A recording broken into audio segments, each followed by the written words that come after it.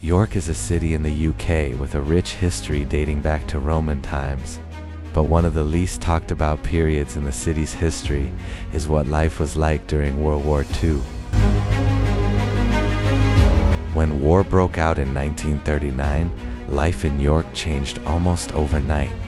The city, like much of Britain, was suddenly gripped by fear and uncertainty. Although York was spared the worst of the Blitz that destroyed many other cities, the threat of bombing was real, and residents knew they could not be complacent. In August 1940, York experienced its first bombs, marking the beginning of several years of aerial attacks. In 1941, the city was hit again as part of continued Luftwaffe raids, damaging homes, factories, and essential transport links. Between 1940 and 1942, York endured a series of mass bombings, keeping residents on edge and forcing communities to adapt to life under constant threat.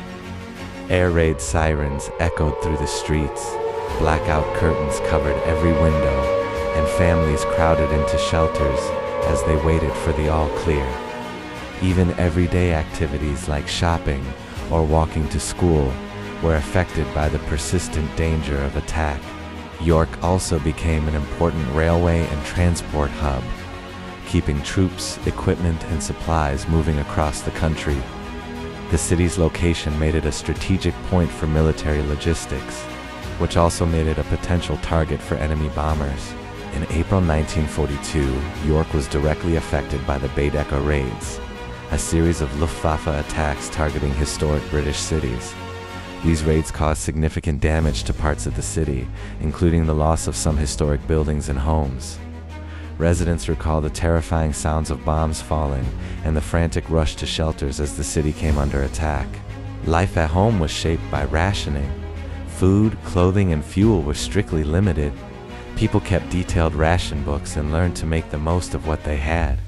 Mothers grew vegetables in small backyard gardens. Children collected scrap metal for the war effort. And local shops offered make-do and mend advice to help families stretch their resources. Communities came together to support one another, sharing what they could and helping those who had lost homes or loved ones. York's schools and workplaces were also affected. Many children were evacuated to the countryside to keep them safe from bombing, while adults contributed to the war effort in factories, hospitals, and civil defense. Air raid wardens patrolled the streets, ensuring blackout rules were followed and helping people reach shelters when the sirens sounded. Hospitals prepared for casualties, while volunteer organizations provided food, clothing, and comfort to those in need. Despite the hardships, York's residents showed remarkable resilience. Community spirit was strong, with local events, church services, and concerts helping to maintain morale. People found ways to continue celebrating birthdays, Christmas, and other traditions, even under strict wartime conditions. Stories from the period show children playing games in the streets, neighbors sharing meals, and families finding moments of joy amid uncertainty.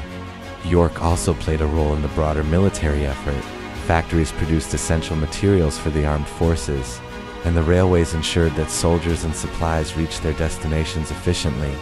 The city's strategic importance meant that everyone, from railway workers to shopkeepers, contributed in some way to the national war effort. In 1945, when the war ended, York had survived without the massive destruction seen in many other cities. But the war left its mark on the city and its people.